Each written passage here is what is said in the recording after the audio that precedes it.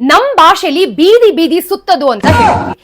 ನಿನ್ ಮಕ್ಕಕ್ಕೆ ಅಂತ ಉಗಿದ್ರು ಹಿಂಗ್ ಒರ್ಸ್ಕೊಂಡು ಮತ್ತೆ ಯಾವ ಜಾಗಕ್ಕೆ ಹೋಗ್ಬೇಕು ಅಂತ ಡಿಸೈಡ್ ಮಾಡ್ತೀವಿ ಗೊತ್ತಾ?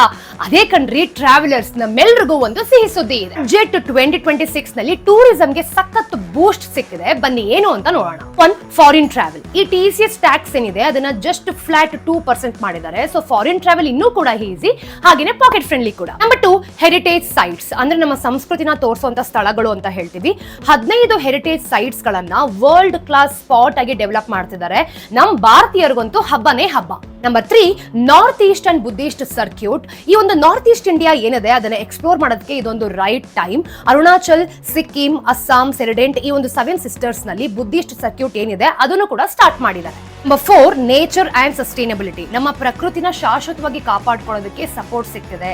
ಎಕೋ ಫ್ರೆಂಡ್ಲಿ ಟ್ರಯಲ್ಸ್ ನ ಡೆವಲಪ್ ಮಾಡ್ತಿದ್ದಾರೆ. ಹಾಗೆ ಸಸ್ಟೈನಬಲ್ ಆಗಿ ಟ್ರಾವೆಲ್ ಮಾಡೋರಿಗೂ ಕೂಡ ಇದರಿಂದ ತುಂಬಾ ಸಪೋರ್ಟ್ ಸಿಗತ್ತೆ. ಒಟ್ನಲ್ಲಿ ನಮ್ಮ ಇಂಡಿಯನ್ ಟೂರಿಸಂ ನೆಕ್ಸ್ಟ್ ಲೆವೆಲ್ಗೆ ಹೋಗ್ತಾ ಇದೆ. ನೀವು ನೆಕ್ಸ್ಟ್ ಎಲ್ಲಿ ಟ್ರಾವೆಲ್ ಮಾಡ್ತಿದ್ದೀರಾ ಅನ್ನೋದನ್ನ ಕಮೆಂಟ್ ಸೆಕ್ಷನ್ ಅಲ್ಲಿ ಕಮೆಂಟ್ ಮಾಡಿ. ಹಾಗೆ ಫಿನಾನ್ಸ್ ವಿತ್ ಚಂದನನ ಫಾಲೋ ಮಾಡೋದನ್ನ ಮರಿಬೇಡಿ.